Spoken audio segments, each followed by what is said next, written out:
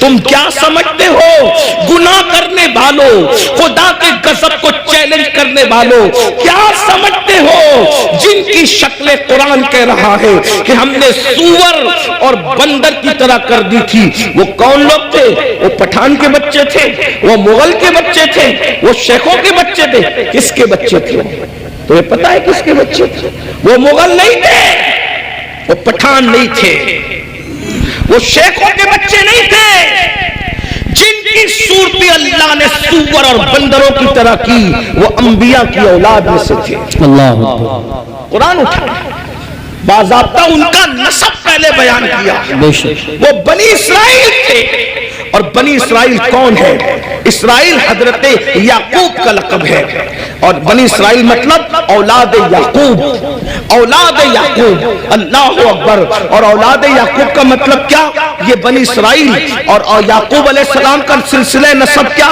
یعقوب علیہ السلام کی ابا حضرت اسحاق علیہ السلام، اسحاق علیہ السلام کی ابا جان حضرت سیدنا ابراہیم علیہ السلام، یہ ہے ان کا سلسلہ نسب۔ لیکن اللہ، اب میں آپ سب کی توجہ چاہتا ہوں، اپنے بھائیوں کی بھی اور بہنوں کی بھی۔ میرے بھائیوں، جب نبی کی پیغمبروں کی اولاد گناہ کرے تو اللہ دنیا کے اندر ان کی شکل سور اور بندر کی طرح کر دے تو ہمارا کیا حال ہوگا، ہمارا کیا انجام ہوگا؟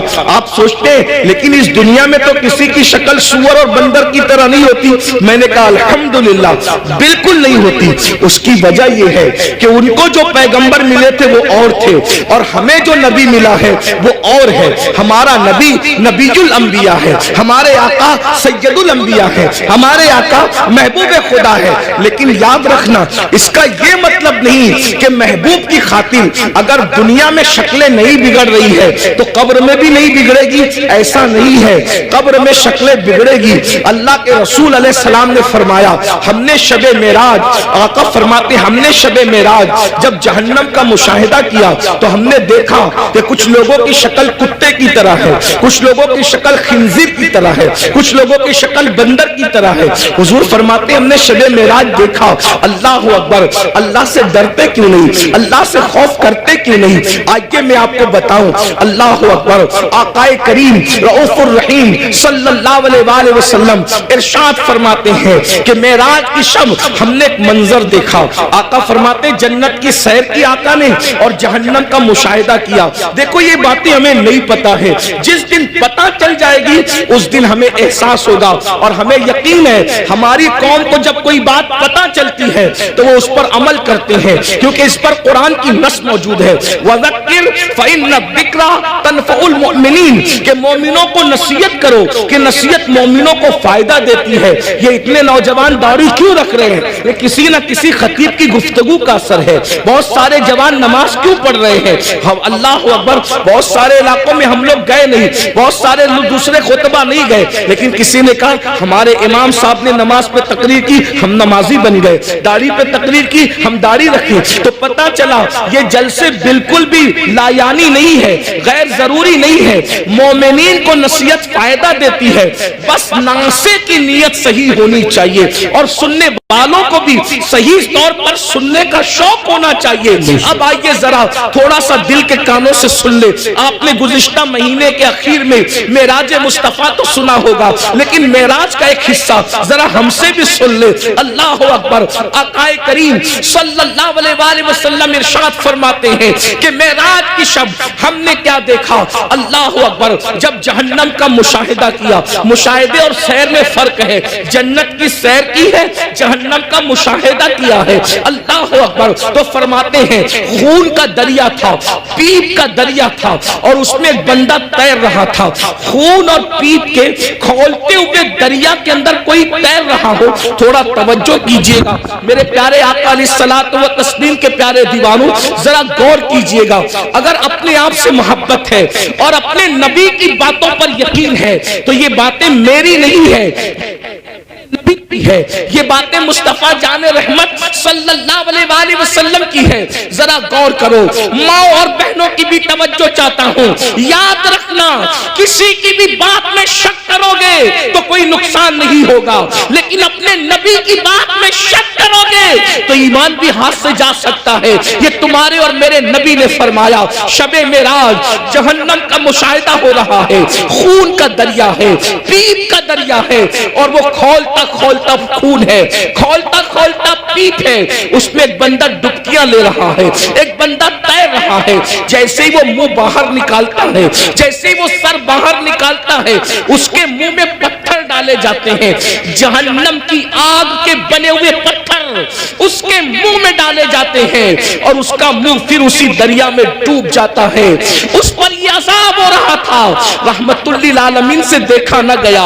حضور تڑپ گئے، حضور بے چین ہو گئے، حضور بے قرار ہو گئے اور پوچھنے لگے جبریل یہ کون لوگ ہیں کہ خون اور پیپ کے دریا میں ڈبکیاں لیتے ہیں اور جب منہ باہر نکالتے ہیں تو پتھر، وہ بھی جہنم کی آگ کے پتھر، ان کے منہ میں ڈال کر ان کو ڈبا دیا جاتا ہے.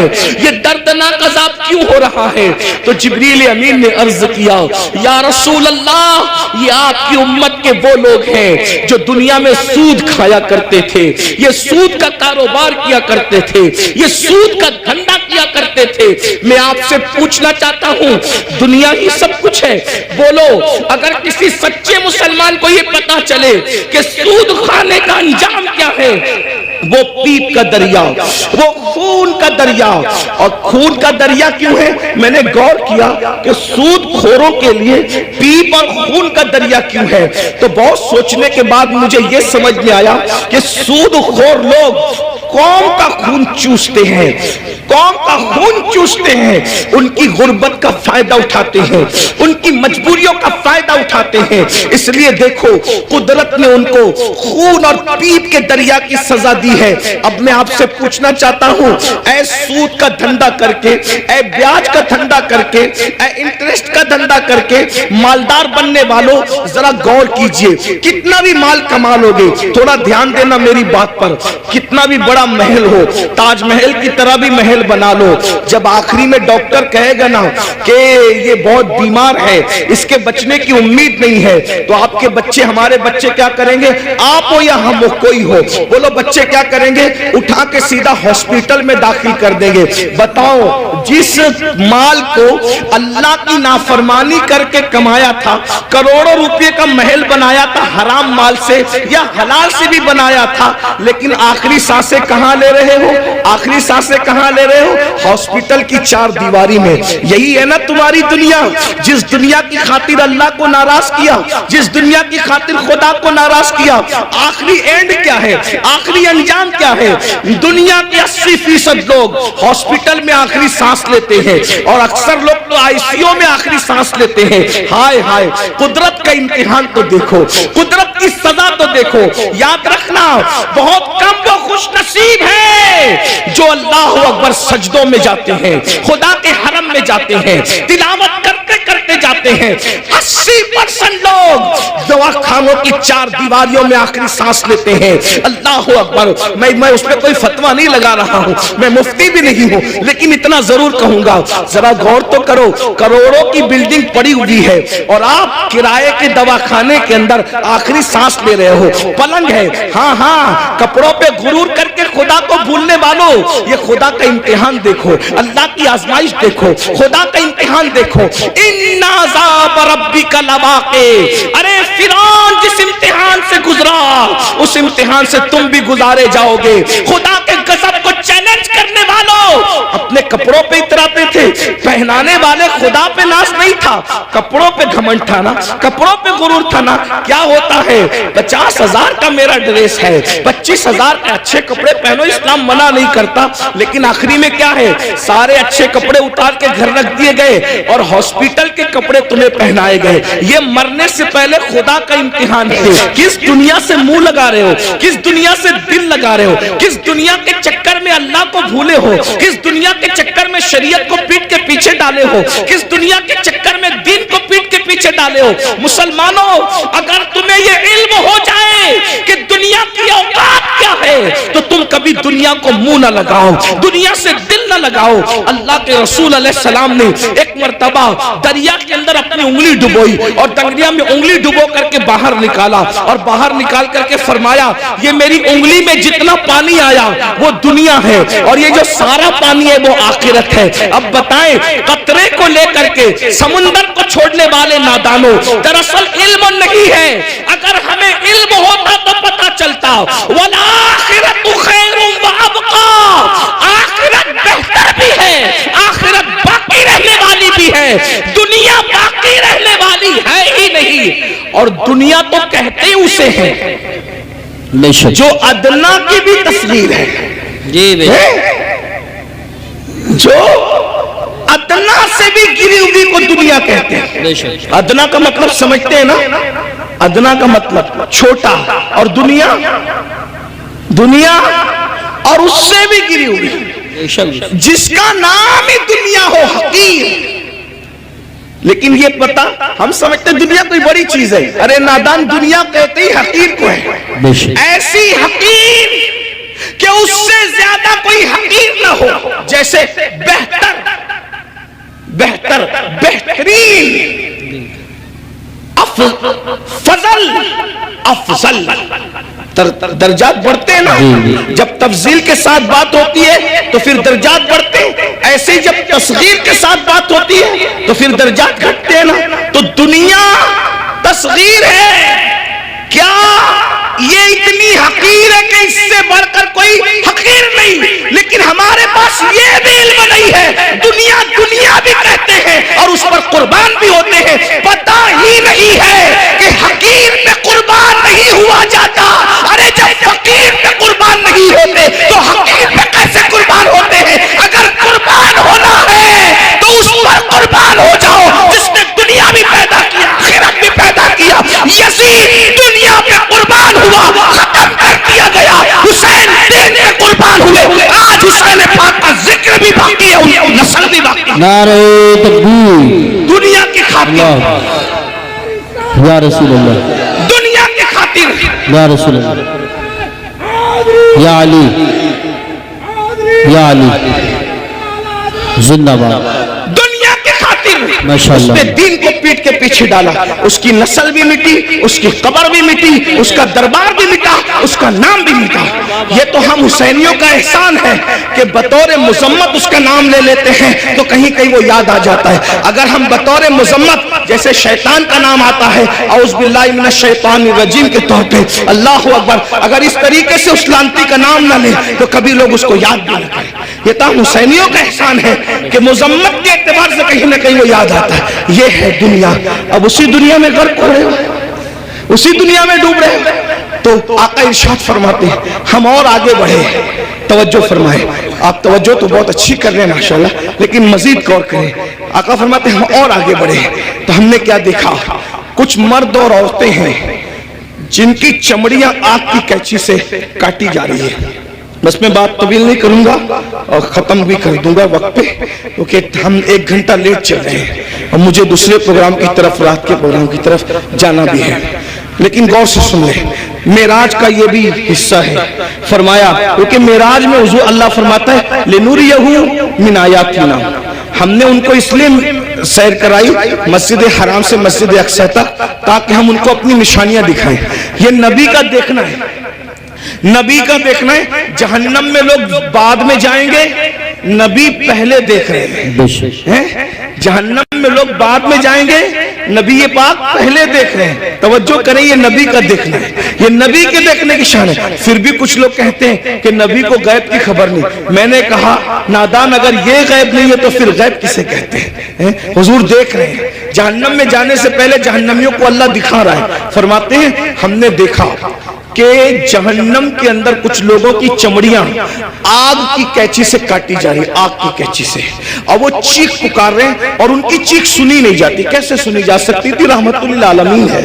حضور فرماتے ہیں جہنم کی آگ کی کینچیوں سے چمڑیاں کٹ رہی تھی۔ اس پہ ذرا دھیان دینا، دنیا کی آگ نہیں اور دنیا کی کینچیاں بھی نہیں، جہنم کی آگ، جہنم کی کینچی اور چمڑیاں کٹ رہی، وہ چلا رہے ہیں۔ میں نے پوچھا جبریل یہ کون لوگ ہیں؟ اس میں مرد اور عورتیں ایک ساتھ تھے, وہ ننگے تھے, مرد اور ایک ساتھ تھے, ننگے تھے, ان کی چمڑیاں کٹ رہی تھی آگ کی قینچی سے اور چلا رہے تھے. پوچھا جبریل یہ کون ہے؟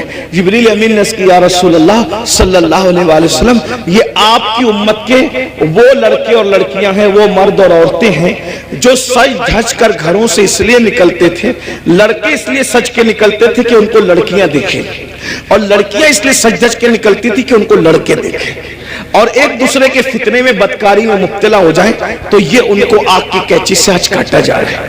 دیکھیے سجنا سنورنا برا نہیں ہے, لیکن اس لیے سچ کے نکلنا کہ لوگ میری طرف گناہ کے حوالے سے مائل ہوں, بدکاری, ورنہ سج کے نکلنا تو میرے نبی کی سنت ہے. ام المومنین سیدہ عائشہ صدیقہ فرماتی ہیں کہ جب حضور گھر سے نکلتے تھے اگر آئینہ میسر نہیں ہوتا تو حضور پانی میں اپنی شکل انور دیکھا کرتے تھے. تو میں کہتی تھی حضور آپ بھی؟ تو آقا فرماتے ہیں عائشہ اللہ حسن والا ہے اور وہ حسن کو پسند کرتا ہے.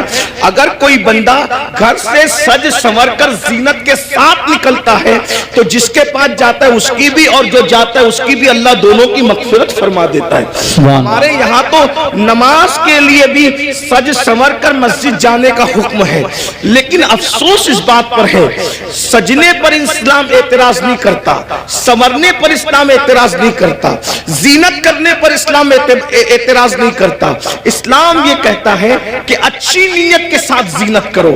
یہ نیت سے زینت کرنا, عطر لگانا, خوشبو لگانا اور اپنی شکلوں کو سنوارنا کہ معاذ اللہ مرد اس طرح سے کرے کہ عورتیں ان کی طرف متوجہ ہو اور بدکاری میں مبتلا ہوں, اور عورتیں اس لیے سجے سورے کہ مرد ان کی طرف متوجہ ہو کر بدکاری کے اندر مبتلا ہو جائے. میرے آقا صلی اللہ علیہ وآلہ وسلم کی کنیزوں سے ایک بات کہنا چاہتا ہوں, سنورنا عورتوں کو ضرور ہے لیکن باہر نکلنے کے لیے نہیں بلکہ اپنے شوہر کے لیے. یہاں تک فرمایا گیا جو عورت اپنے شوہر کا دل خوش کرنے کے لیے بنتی اور سنورتی ہے اللہ تبارک و تعالی ایسی عورت کو نفل نماز پڑھنے سے زیادہ ثواب عطا فرماتا ہے. لیکن یہاں بازار میں جانے کے لیے نہیں سنورنا, ولیمے میں جانے کے لیے نہیں سنورنا, باہر نکلنے کے لیے نہیں سنورنا. عورت کو اگر سنورنا ہے تو شوہر کے لیے سنورنا ہے. اور ایک بات بھی اپنی بہنوں سے کہہ دوں, اللہ کے رسول علیہ السلام نے تو یہاں تک فرمایا جو عورت عطر اور خوشبو لگا کر اپنے گھر سے نکلتی ہے کہ وہ خوشبو مردوں کو اپنی طرف مائل کرتی ہے, ایسی عورتیں قیامت کے دن زانیہ عورتوں کی حیثیت سے اٹھائی جائے گی. اللہ اکبر. زناکار عورتوں کی حیثیت سے اٹھائی جائے گی. عورتوں کو باہر نکلتے وقت تو خوشبو بھی نہیں لگانا چاہیے اور برقع بھی ان کو ایسا پہننا چاہیے کہ اتنا ڈھیلا ڈھالا برقع ہو کہ ماں اللہ اکبر کہ پہننے والی عورت جو ہے وہ اس کا جسم چھوٹا ہے یا بڑا ہے, اس کا جسم دبلا ہے یا موٹا ہے, اس بارے میں کسی کو اندازہ نہ ہو. اتنے ڈھیلے اور اتنے بھدے کپڑے پہننے چاہیے برقعے کے حوالے سے. لباس اچھا پہنو لیکن برقعے کا کپڑا بھدا ہو, برقعے کا کپڑا چمکیلا نہ ہو, برقعے پہ ڈیزائن نہ ہو. امام غزالی رحمت اللہ علیہ نے آج سے 900 سال پہلے فتویٰ دیا تھا کہ ڈیزائن والا برقع پہننا جائز نہیں ہے. 900 سال پہلے عورتوں کو ڈیزائن والا برقع پہننے سے منع کر دیا گیا, اور آج تو برقعے کے ڈیزائن تو دیکھو کہ معاذ اللہ جو نہیں دیکھنے والا وہ بھی دیکھنے لگے. یہ کیفیت ہے, یہ حالات ہیں. اس لیے میں اپنی بہنوں سے کہوں گا دیکھو یہ دنیا ہے بہنوں, یہ دنیا ہے. ایک جملے کے لیے اپنی آخرت برباد مت کرو. یہی ایک جملہ نا کہ سہیلیوں میں بند سمر کے جاؤں گی تو سہیلیاں کہے گی تو کتنی اچھی لگ رہی ہے. بس ایک جملہ, اس ایک جملے پہ اپنی آخرت خراب کر رہی ہو, اس ایک جملے کو سننے کے لیے اپنی آخرت برباد کر رہی ہو. میری بہنوں کون کیا کہے گا؟ سہیلیاں اتنا کہے گی, رشتہ دار کی عورتیں اتنا کہے گی تو کتنی اچھی لگ رہی ہے, اور بڑھ کر ایک لمبی گالی بھی دے دے گی کہ تو بالکل ہیروئن کی طرح لگ رہی ہے. میں سمجھتا ہوں کہ ہم کو کوئی ہیرو یا ہیروئن کہے اس سے بڑی کوئی گالی مجھے نہیں لگتی. کیوں؟ اس لیے کہ ہیرو ہیروئن کون ہے؟ یہ وہ لوگ ہیں جو اسکرین کے سامنے آ کے زنا کرتے ہیں, یہ ناچتے ہیں. تو کس کو ہم हमको नचनिया। भाई अगर कोई कहे कि तू मौलाना लग रहा है, तो मौलाना का मतलब क्या? इल्म वाला। मौलाना का मतलब क्या? शरीफ। मौलाना का मतलब क्या? नमाजी। मौलाना का मतलब क्या? मुत्तकी, परहेजगार। अब अगर कोई कहे कि तू तो हीरो लग रहा है, कि तू हीरोइन लग रही, तो आप मुझे बताएं कि वो लोग क्या क्या करते हैं। मैं किसी से नफरत नहीं करने की बात कर रहा हूं, मैं कोई नफरत की बीज नहीं बोलने आया हूं, लेकिन एक बात कहता हूं, स्क्रीन पर आकर के जिना करते हैं कि नहीं करते? फाहिशा औरतों से भी ज्यादा गंदे ये लोग हैं कि फाहिशा औरतें तो छुप करके घरों में जिना करवाती हैं, लेकिन ये तो स्क्रीन पर आकर के जिना करते हैं, कैमरे के सामने आकर जिना करते हैं, बदकारियां करते हैं, और तुम खुश होते हो कि मुझे तो ये कहा जा रहा है, फिल्मी अदाकारा से तशबीह दी जा रही, मैं कितनी अच्छी लग रही हूं। मेरी बहन ये गाली।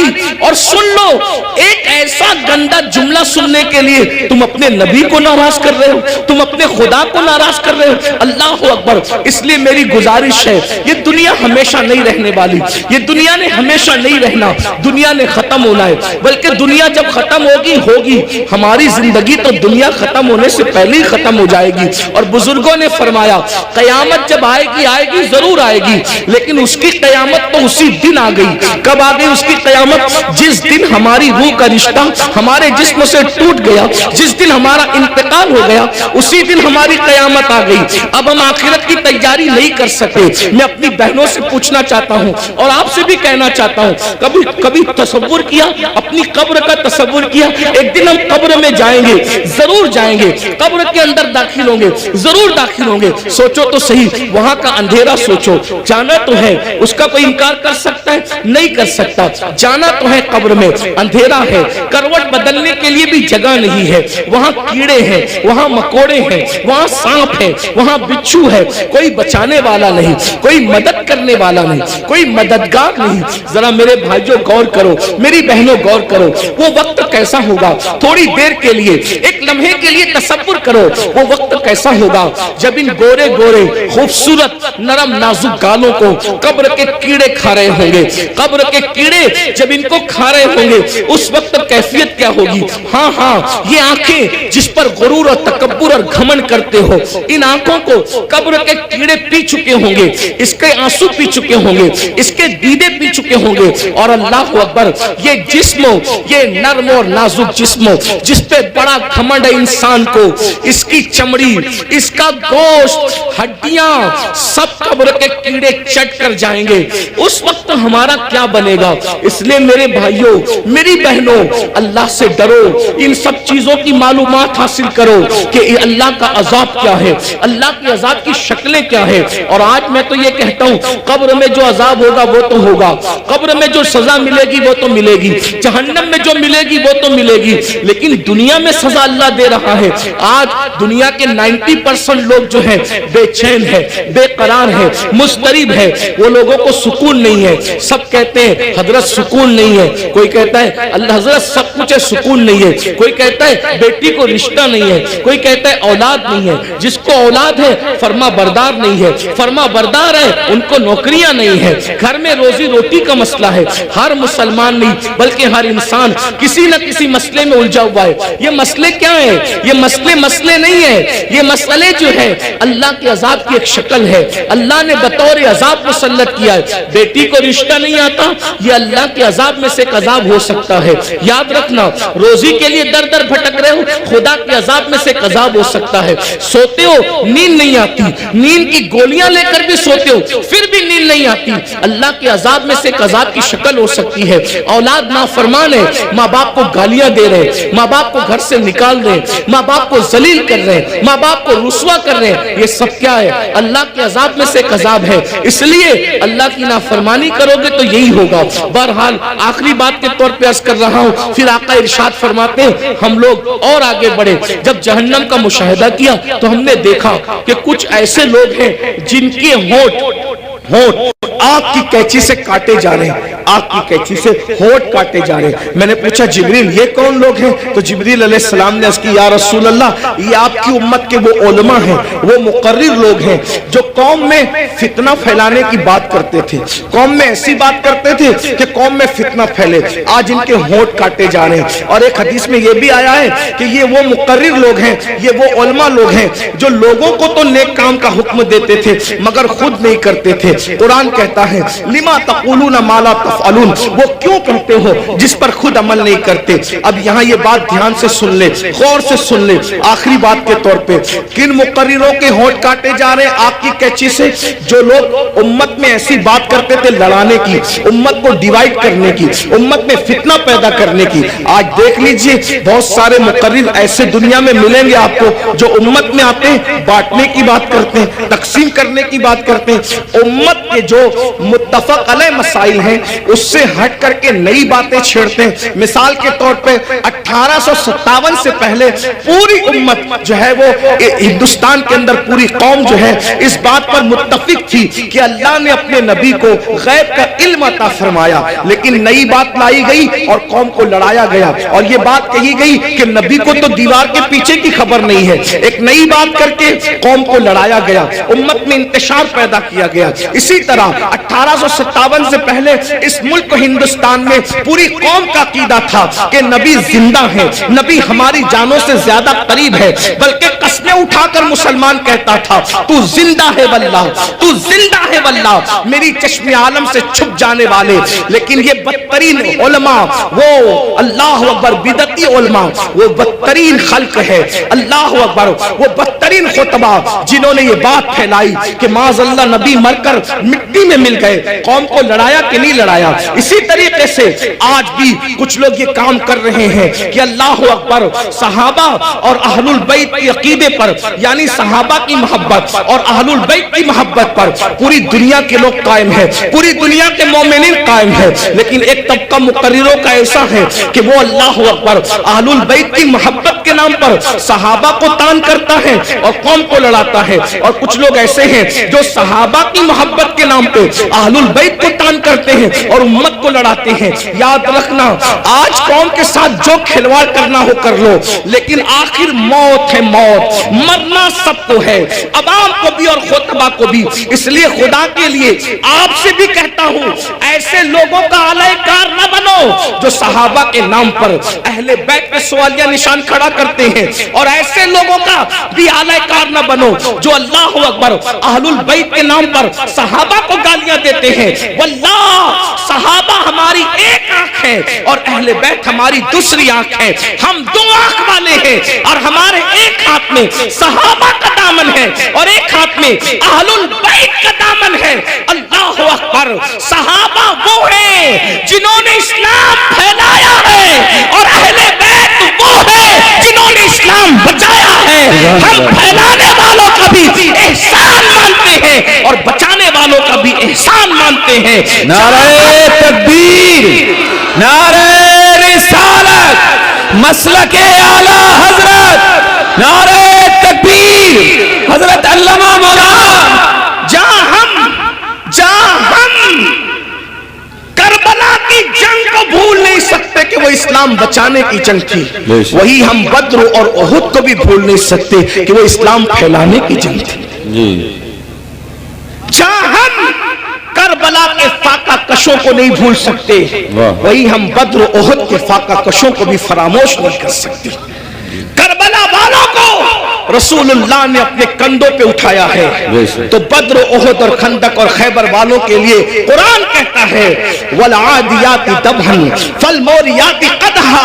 ऐ महबूब, जो तेरे पीछे घोड़े दौड़ाते हैं और उनके घोड़ों की टापों से जो धूल निकलती है, हम उन घोड़ों की टापों से निकलने वाले धूल की भी कसम उठाते हैं। जिनके घोड़ों के पैरों से लगने वाली धूल इतनी कीमती है कि अल्लाह उसकी भी कसम कुरान में उठाता है। कुरान तो पढ़ो ना, कुरान तो पढ़ो। सहाबा को क्या समझोगे? अरे सहाबा का घोड़ा इतना कीमती है कि उसके पैर से जो मिट्टी लगती है और उससे जो धूल उड़ती है, अल्लाह उस धूल की कसम की भी और उस धूल की भी कसम उठा करके बताता है, जिसके घोड़ों की टाप से लगने वाली धूल हमारे नजदीक इतनी कीमती है, तो सहाबा का घोड़ा कितना कीमती होगा। और जब वो सहाबी का घोड़ा कीमती है तो उसमें बैठने वाला सहाबी कितना कीमती है।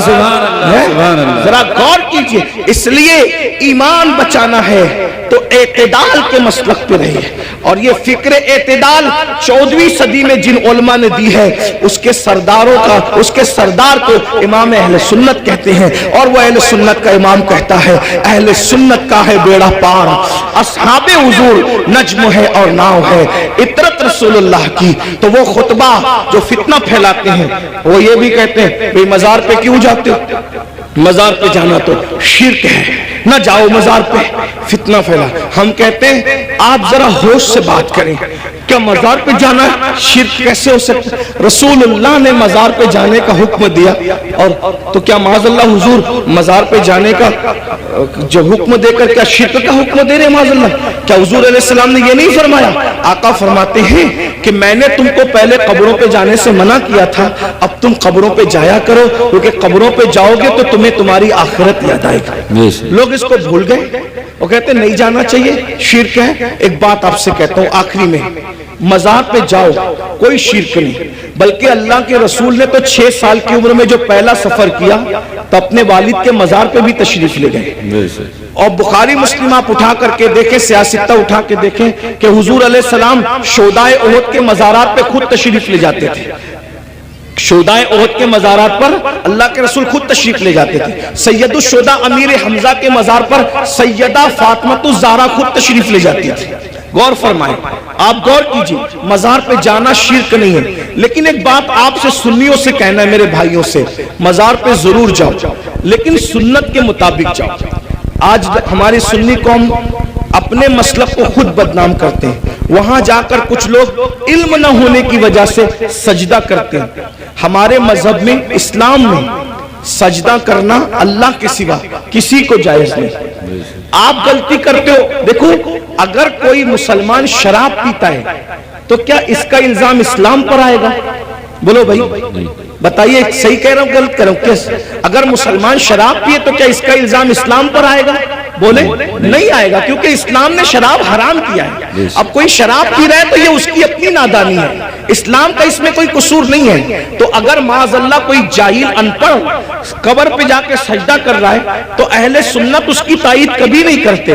ہمارے امام سیدی اعلیٰ حضرت نے تو پوری کتاب لکھی، الزبدۃ الزکیہ، سجدے تعظیمی کی حرمت پر آپ نے پوری کتاب لکھی.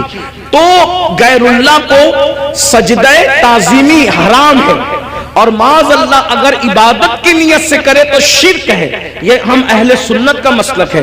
سجدہ کرنے کے بارے میں ہم سنیوں کو لوگ بدنام کرتے ہیں، جھوٹ بولتے ہیں، تجاؤل عارفانہ سے کام لیتے ہیں کہ ہم تائید کرتے ہیں. ہمارے کسی سنی ذمہ دار عالم نے کبھی قبر پر سجدہ کرنے کی اجازت نہیں دی، اس کی تائید نہیں کی. بھائی اگر ہم قبروں کو سجدہ کرتے تو پھر ہم مسجدیں کیوں بناتے؟ ہم اتنی محنت کر کے چندے کر کے مسجدیں کیوں بناتے؟ بھائی جو قبروں کو سجدہ کرے گا اس کی مسجد کیسے ہوگی؟ ہماری مسجدیں ہیں. اور آج بھی اتنی گنڈا گردی لوگوں نے کی ہمارے ساتھ، آج بھی پورے ملک ہندوستان میں نہیں بلکہ پوری دنیا میں سب سے زیادہ اگر کسی کی مسجدیں ہیں تو وہ صرف اور صرف ہم اہل سنت و جماعت کی مسجد. اتنی مسجدوں پہ قبضہ کیا، ناجائز قبضہ کیا، چھینا، پھر بھی سب سے زیادہ مسجدیں ہماری ہیں. الحمدللہ دلی کی جامع مسجد کے بانی سے لے کر مراد آباد کی جامع مسجد کے بانی تک تاریخ اٹھا کر کے دیکھ لو، سب کے سب آپ کو اہل سنت ملیں گے، کوئی اہل بدعت آپ کو نہیں ملے گا. الحمدللہ رب العالمین. لیکن یہ بات سنیوں میں تم سے کہتا ہوں، قبروں پہ جا کے سجدہ مت کرو، اپنا اسلام بدنام ہوتا ہے، اپنا مسلک. اور ایک بات کہتا ہوں، جس چیز سے اللہ رسول نے روک دیا اس میں کبھی کوئی فائدہ ہی نہیں ہے. جب ہم اپنے نبی کو سجدہ نہیں کر سکتے تو ہم کسی ولی کو سجدہ کیسے کر سکتے ہیں؟ ہم کسی پیر کو سجدہ. آپ کو میری بات بری لگے گی تو معاف کرنا، لیکن یہ میں آپ کی آخرت کے لیے کہہ رہا ہوں. آپ سوچیں گے نہیں ہمیں تو فلاں نے بتایا. ایک بات میں آپ سے کہہ دوں، آپ کس کے مرید ہیں؟ آپ کہیں گے میں قادری سلسلے میں مرید ہوں، کوئی آپ کہیں گے میں چشتی سلسلے میں مرید ہوں، کوئی کہے گا میں نقشبندی سلسلے میں مرید ہوں، کوئی کہے گا میں سہروردی سلسلے میں مرید ہوں، کوئی کہے گا میں مداری سلسلے میں مرید ہوں، کوئی کہے گا میں وارسی سلسلے میں مرید ہوں، کوئی کچھ. سب سلسلے جو حق ہے، جتنے بھی سلسلے حق ہیں، سب سلسلے ہمارے سر اور آنکھوں پر ہیں. لیکن یہ علماء کی موجودگی میں ایک بات میں آپ سے کہوں ذمہ داری کے ساتھ، یاد رکھیے کسی بھی سلسلے سے مرید ہونا اس وقت تک کام نہیں آئے گا جب تک کہ تم پہلے شریعت کے مرید نہ بنو. بے شک. پہلے شریعت کے مرید بنو پھر قادری ہونا کام آئے گا. جی. پہلے شریعت کے مرید بنو پھر چشتی ہونا کام آئے گا.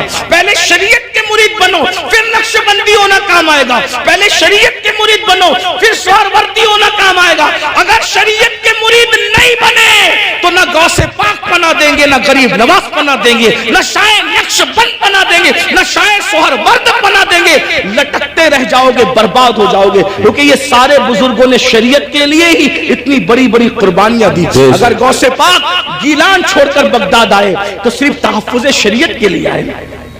یہ غریب نواز اپنا وطن چھوڑ کر، بلکہ مدینہ منورہ کے مدرس تھے غریب نواز، 3 سال مسجد نبوی میں حدیث کا درس دیا. اگر یہ سب کچھ چھوڑ کر کے ہندوستان آئے شریعت کے تحفظ کے لیے، اسلام کی خاطر آئے. ورنہ اور کیا لالچ تھی ان کو؟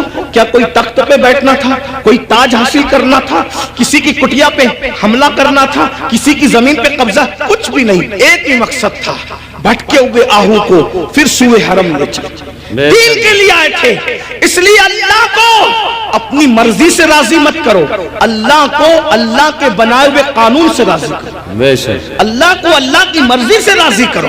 تو یہ قبروں پہ سجدہ کرنا حرام ہے اگر سجدہ تعظیمی ہے تو، اور اگر سجدہ عبادت ہے تب تو مشرک ہو گئے، ایمان ہی نہ رہا. اسی طریقے سے قبروں پہ جاؤ تو بزرگوں کے طریق پر جاؤ، ہاتھ باندھ کر باوضو جاؤ، اور کم سے کم 2 ہاتھ دور کھڑے رہو، اور بزرگوں کی ولیوں کی قبروں کی ایسی تعظیم کرو جیسا ان کی ظاہری حیات میں مل جاتے، جیسے تعظیم کرتے ویسے تعظیم کرو. بتاؤ کیا اگر غوث پاک غریب نواز اور بزرگان دین ہمیں مل جاتے تو ہم ان کے اوپر ایسے لٹکتے؟ ایسے لٹکتے، ان کے اوپر ایسے گرتے پڑتے جیسے قبروں پہ گرتے پڑتے. عقیدت اپنی جگہ. بلکہ آپ کو کہتا ہوں رسول اللہ کی مزار انور کو دیکھا تو سیدی اعلیٰ حضرت پکار اٹھتے، پیش نظر وہ نوبہار. پیش نظر وہ نوبہار مگر سجدے کو دل ہے بے قرار. عاشق تھے نا، عاشق تھے نا، یار کا جلوہ دیکھا وہ کہنے لگے سجدے کو دل ہے بے قرار. مگر عاشق ہو کر بھی ادب کا دامن ہاتھ سے نہ چھوٹے، شریعت کا دامن ہاتھ سے نہ چھوٹے. فوراً کہتے ہیں مگر کیا کروں؟ روکیے، سر کو روکیے. ہاں یہی امتحان. کیا بات ہے، یہ امتحان ہے ہمارا. اس لیے اب ایک بات کہہ دوں، کڑوی لگے تو معاف کرنا. جن کو سجدہ کرنا حرام ہے وہاں جا کے سجدے کرتے ہو، اور جس کو سجدہ کرنے کا حکم ہے اس کو سجدہ نہیں کرتے. دیکھ لیں ہماری قوم کا حال دیکھیں. جو 700 مرتبہ پورے قرآن میں کہے کہ مجھے سجدہ کرو، اس کو سجدہ نہیں کر رہے. اور جس کو سجدہ کرنا حرام ہے وہاں جا کے نادانی دیکھو. علم نہیں ہے نا، یہ جہالت، ان پڑھ پڑھ. یہ علم نہ ہونا ساری گندگی کی جڑ ہے. اس لیے علم حاصل کرو، اپنے بچوں کو بھی علم کے قریب لاؤ. اتنا علم اپنے بچوں کو دے دو. میں نوجوانوں سے کہتا ہوں جتنا علم حاصل کرنا علم دین ہر مسلمان پہ فرض ہے، اتنا علم سیکھیے. اتنا علم سیکھیے، آپ پہ فرض ہے جتنا نماز کا، روزے کا، حج کا، زکوٰۃ کا، نکاح کا، طلاق کا، یہ سب علم سیکھیے. اور ساتھ ہی ساتھ دنیاوی ایجوکیشن طے کیجئے کہ کم سے کم ہمارا ہر بچہ بچی گریجویٹ ہونا چاہیے. اس سے کم ہمیں نہیں پڑھانا ہے. چاہے اس کے لیے ہمیں نوکری کرنا پڑے، 8 گھنٹے کی بجائے 12 گھنٹے محنت کرنا پڑے، علم کی طرف پیش رفت کرو. اور یہ صرف جلسوں کی حد تک نہیں، عہد کر کے اٹھو کہ مجھے ہمارے ماہرہ کے مشائخ نے اعلان کیا آدھی روٹی کھائیں گے، بچوں کو پڑھائیں گے. اگر آدھی روٹی کھانا پڑے تو کھاؤ، اپنے بچوں کو پڑھاؤ. اگر عید پہ کپڑے نہیں بنتے تو نہ بنے، لیکن بچوں کی فیس ہمیں ضرور بھرنا ہے. اچھے سے اچھے اسکول میں ان کا داخلہ کرانا ہے، اچھے سے اچھے اسکول میں ان کو جو ہے وہ ایڈمیشن ان کا کروانا ہے، اور ان کو اعلیٰ تعلیم دلانا ہے. اگر ہندوستان کا مسلمان صرف 1 دہائی 10 سال ایجوکیشن پہ محنت کر لے، 10 سال، ملک کے حالات بدلیں. ایک شخص کہہ رہا تھا کہ ہم اپنی قوم کے ہاتھ میں تلوار دیں گے. میں نے کہا تم جو چاہے کرو، ہم تمہیں کچھ نہیں کہتے. لیکن ہم اپنی قوم کے ہاتھ میں تلوار نہیں دیں گے. ہم مسلمان اپنی قوم کے ہاتھ میں تلوار نہیں دیں گے, ہم اپنی قوم کے ہاتھ میں قلم دیں گے. قلم, جس کو تلوار دینا ہے وہ دے, تم جانو تمہارا کام جانو. لیکن مسلمانوں سے ہم ہر جلسے میں اپیل کرتے ہیں کہ ہم اپنے بچوں کے ہاتھ میں تلوار کیا, ہم تو گلیل بھی دینا نہیں چاہتے. آج کی تاریخ میں ہم قلم دینا چاہتے ہیں. یاد رکھنا, تلواریں اٹھتی ہے تو گردنیں کٹتی ہے, اور جب قلم اٹھتا ہے تو غربت کٹتی ہے. جب قلم اٹھتا ہے کمزوریاں کٹتی ہے. قلم اٹھتا ہے دشمن زیر ہوتے ہیں. قلم اٹھتا ہے انقلاب آتا ہے. میرے نبی قلم اور کتاب لے کر کے آئے تھے, اس لیے کوئی بچہ ان پڑھ نہ رہنے پائے. جو کچھ ہوا, اور جو بچے 10ویں 12ویں پڑھ کے ڈراپ آؤٹ ہو گئے, ہٹ گئے, ان سے میں کہتا ہوں آج گھر بیٹھ کر کے بہت سارے کورسز کیے جا سکتے ہیں. اس لیے موبائل میں گیم کھیل کر وقت ضائع کرنے کی بجائے, ادھر ادھر بیٹھ کر اس کے اوٹے پر اس کے نکڑ پہ بیٹھ کر وقت ضائع کرنے کی بجائے, بچیوں سے بھی کہتا ہوں اگر 10ویں 12ویں پڑھ کر کے چھوڑ دیا ہے تو بہت سارے ایسے آج کورسز ہیں کہ گھر پہ بیٹھے بیٹھے آپ تعلیم حاصل کر سکتے ہو. لاک ڈاؤن کے اندر میں بھی جو ہے وہ 11ویں پڑھ کے میں نے چھوڑ دیا تھا. میرے 11ویں پڑھ کے چھوڑنے کا واقعہ بھی ایک عجیب سا ہے. اصل میں سنی دعوت اسلامی کے ماحول میں تھا. میں 11ویں میں جب جونیئر کالج میں میرا ایڈمیشن ہوا, ماں باپ کی تمنا تھی کہ اس کو ٹیچر بنائیں گے, تو خاص طور پہ امی کی تمنا تھی اس کو ٹیچر بنائیں. میں جیسے کالج جونیئر کالج میں نے قدم رکھا تو دیکھا کہ لڑکے اور لڑکیاں ساتھ پڑھتے ہیں اور بے پردہ ہیں, اور 11ویں پہنچنے کے بعد سب بالغ ہو گئے. تو اتنا شعور نہیں تھا مجھے, لیکن اتنا تو تھا کہ لڑکیوں کے ساتھ نہیں بیٹھا جا سکتا بے پردہ. تو میں نے ٹیچر سے کہا, کلاس ٹیچر سے, عبدالعزیز سر ہمارے تھے, میں نے کہا کہ لڑکیوں کے ساتھ تو بیٹھنا ناجائز ہے. وہ ہنسنے لگے, بولے حیرت ہے اس دور میں ایسی بات کوئی کرتا ہے, تو پاگل تو نہیں ہوا. میں نے 1 مہینے تک کے یہ بات کرتا رہا.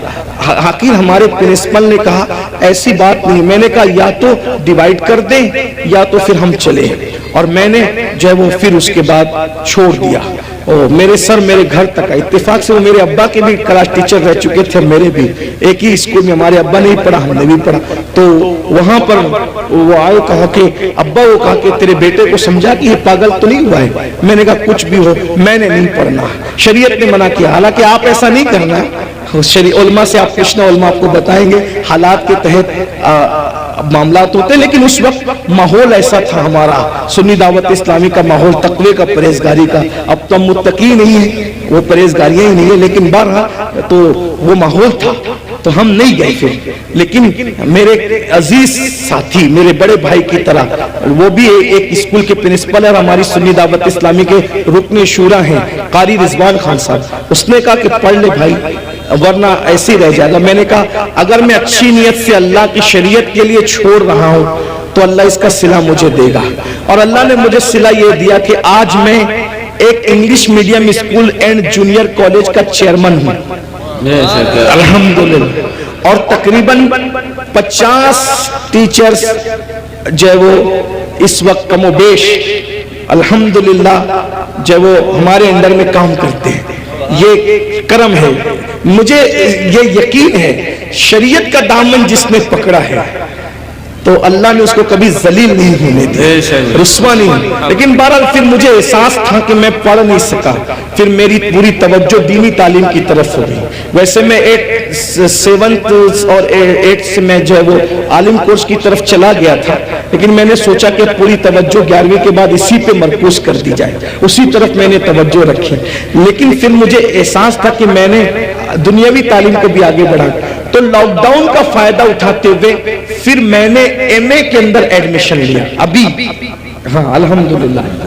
ہاں, اور اس کے پہلے ایگزام میں شرکت کا پروگرام تھا اور اس کی تاریخ اور حج کی تاریخ سیم ہو گئی تو نہیں دے سکا.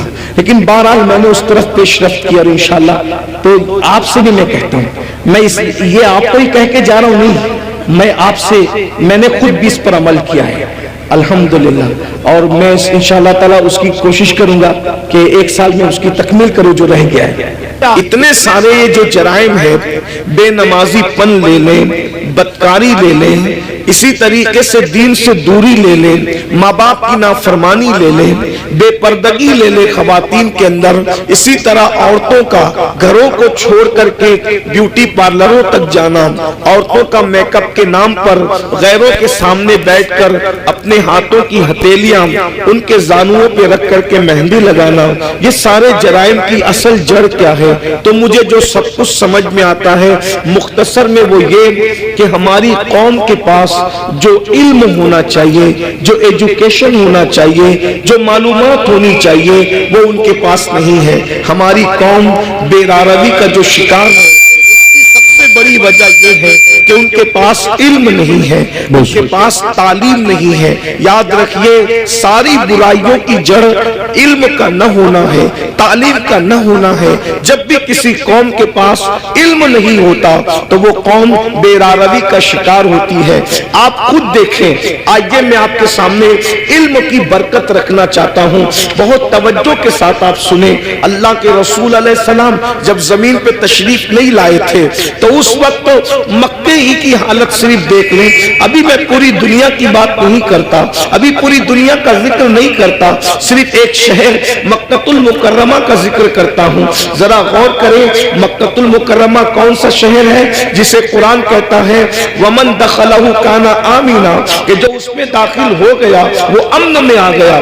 امن والے شہر کو کتنی گنڈا گردی کا سامنا تھا، اللہ اکبر۔ جو شہر امن والا تھا، جو شہر حرم ہے، جہاں کی گھاس اکھاڑنے کی اجازت نہیں، جہاں کے جانوروں کو ستانے کی اجازت نہیں، جہاں جانور سائے میں بیٹھ جائے تو اس کو اٹھانے کی اجازت نہیں، جہاں جانور کو دھمکانے کی اجازت نہیں، جہاں جانوروں کے جنگلی جانوروں کے انڈوں کو توڑنے کی اجازت نہیں، اللہ اکبر، جہاں اللہ اکبر اہل احرام پر حرم میں شکار کرنے کی اجازت نہیں، ایسے حرم کے اندر لوگ اپنی بیٹیوں کو اپنے ہاتھ سے زندہ دفن کر رہے تھے۔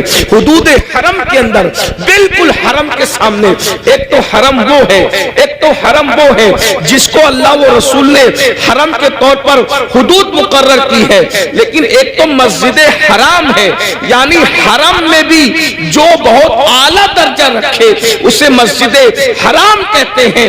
بالکل مسجد حرام کے سامنے اپنی بیٹیوں کو اپنے ہاتھوں سے زندہ دفن کر رہے تھے۔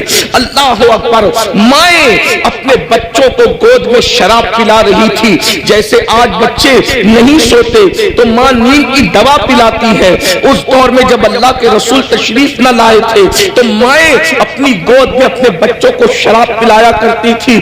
زنا کا حال یہ تھا، اگر زنا کرنے کوئی عورت نہیں ملتی تو لوگ اپنی ماؤں کے ساتھ زنا کر لیا کرتے تھے۔ اتنی گندگی تھی کہ ایک ایک عورت کئی کئی مردوں کے ساتھ اپنا رشتہ اور تعلق رکھا کرتی تھی۔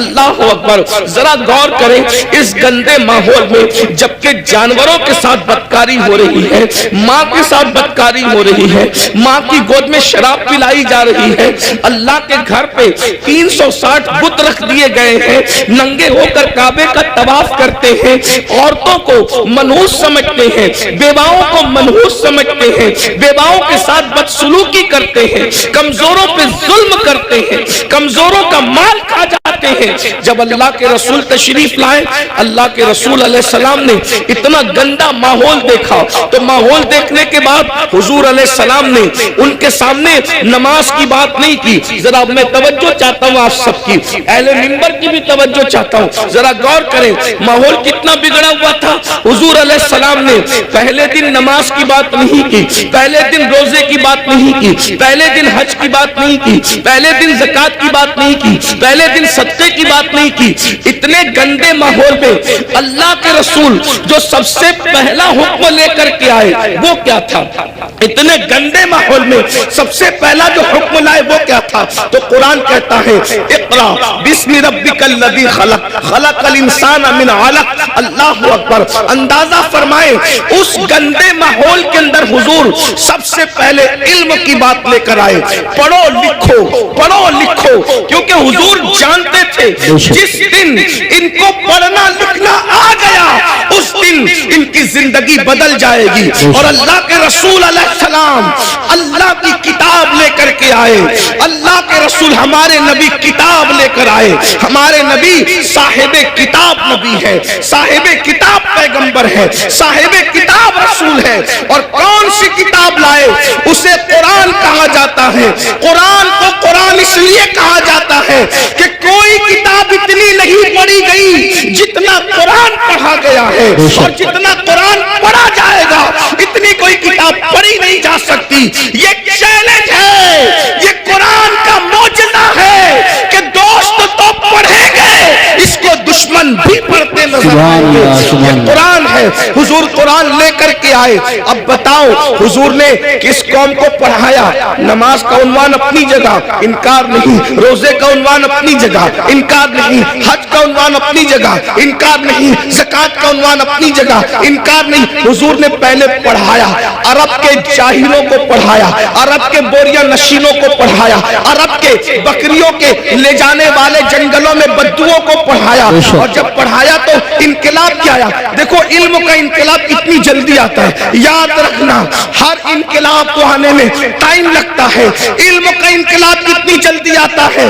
جو اپنی بچیوں کو زندہ دفن کر رہے تھے, 23 سال بھی نہیں گزرے, اپنی بیٹیوں کو زندہ دفن کرنے والے دوسروں کی بیٹیوں کو پالنے کی تیاری کر رہے تھے. اس لیے کہ حضور نے ان کو علم کا زیور عطا کیا تھا. اللہ اکبر. ماں کی گود کے شرابی, ماں کی گود کے شرابی جو ماؤں کی گود میں شراب پینے کے عادی بنے تھے, ایک اعلان پر وہ سب کے سب شراب سے توبہ کرتے. یہاں تو جلسوں میں کروڑوں تقریریں ہو جائیں, مقرر تقریر کرتے کرتے مر جائے, مقرر جو ہے اس کی آواز بیٹھ جائے, مقرر کالی داڑھی سے اس کی داڑھی تقریر کرتے کرتے سفید ہو جائے, مقرر کی حالت بدل جائے, قوم کی حالت نہیں بدلتی.